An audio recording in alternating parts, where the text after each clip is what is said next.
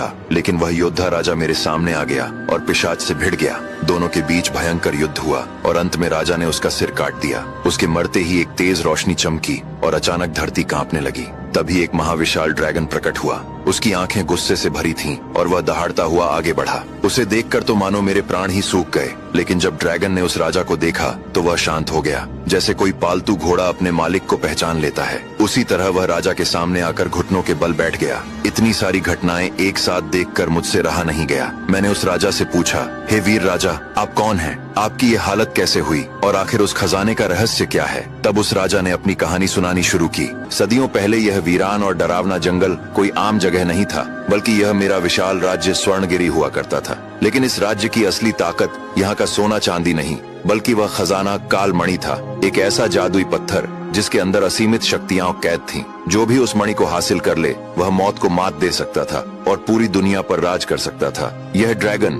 जिसका नाम अग्निबाहु है, उसी मणि का सदियों पुराना रक्षक है और केवल स्वर्णगिरी के सच्चे राजा के आदेश का पालन करता है। लेकिन लालच में आदमी अंधा हो जाता है। मेरे सगे भाई विकराल को उस मणि की शक्तियां हासिल करनी थीं। उसने काले जादूगरों और पिशाचों की एक फौज के साथ मिलकर मुझ पर धोखे से हमला किया। वह मुझे मार नहीं सकता था क्योंकि अग्निबाहु मेरी रक्षा कर रहा था। इसलिए उसने छल से अग्निबाहु को पिशाची जादू कर मंत्रमुग्ध नींद में सुला दिया और मुझ पर एक भयानक काला श्राप लगा दिया। उसने मेरी आत्मा को मेरे ही शरीर में कैद कर मुझे यहाँ पेड़ से लटका दिया। यह पिशाच जिसे मैंने अभी मारा है उसी का पहरेदार था, जो सदियों से मेरी शक्तियां सोख रहा था। वह डायन जिससे तुम बचकर आए हो वह भी विकराल की ही दासी है, लेकिन तुमने मुझे फिर से नया जीवन दिया है। जब तुमने उस पिशाच की नजर बचाकर यह चमत्कारी जल मेरे सूखे गले में डाला तो विकराल का सदियों पुराना श्राप टूट गया। मेरे जीवित होते ही अग्निबाहु भी अपनी जादुई नींद से जाग गया। फिर राजा ने मेरे अब आगे की कहानी जानने के लिए देखिए अगला भाग।